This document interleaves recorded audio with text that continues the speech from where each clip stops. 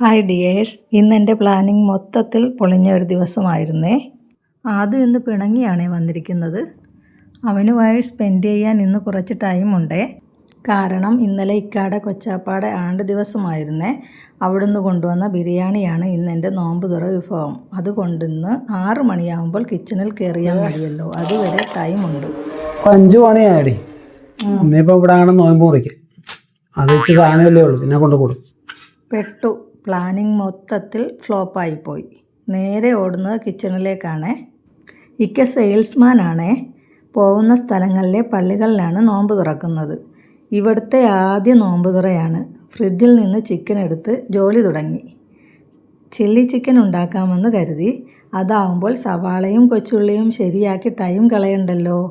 അതിനായി ചിക്കനിലേക്ക് മുളക് പൊടി, കുരുമുളക് പൊടി, ഇഞ്ചി വെളുത്തുള്ളി പേസ്റ്റ്, സോയാ സോസ്, മൈദ, കോൺഫ്ലോർ, മുട്ട, ഉപ്പ് എല്ലാം കൂടി മിക്സ് ചെയ്ത് മാറ്റിവെച്ചു.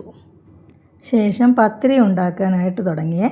പത്തിരിയുടെ വീഡിയോ നേരത്തെ ചെയ്തതുകൊണ്ട് ആരെയും ബോറടിപ്പിക്കുന്നില്ലേ. ഇനി നമുക്ക് ചിക്കൻ ഫ്രൈ ചെയ്തെടുക്കാവേ.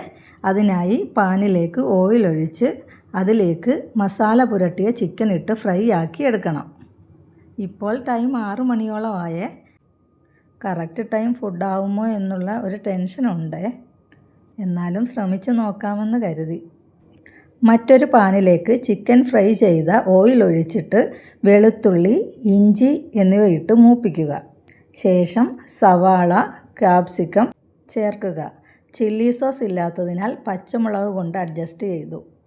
എല്ലാം കൂടി നല്ലതുപോലെ ഒന്ന് വഴറ്റിയതിന് ശേഷം കുരുമുളക് പൊടി, ടൊമാറ്റോ സോസ്, സോയാ സോസ് എന്നിവ ചേർത്ത് നന്നായി വഴറ്റുക. ശേഷം വെള്ളത്തിൽ മിക്സ് ചെയ്ത് വെച്ചിരിക്കുന്ന കോൺഫ്ലവറും കൂടി ആഡ് ചെയ്ത് നന്നായി ഇളക്കി യോജിപ്പിക്കുക.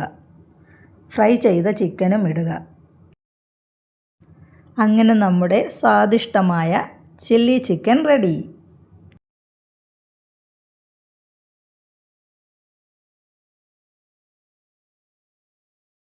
ദാ 6:30 ഫുഡൊക്കെ ടേബിളിൽ നിരന്നു കഴിഞ്ഞു.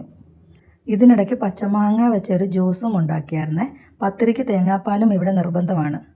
അതും റെഡിയാക്കി.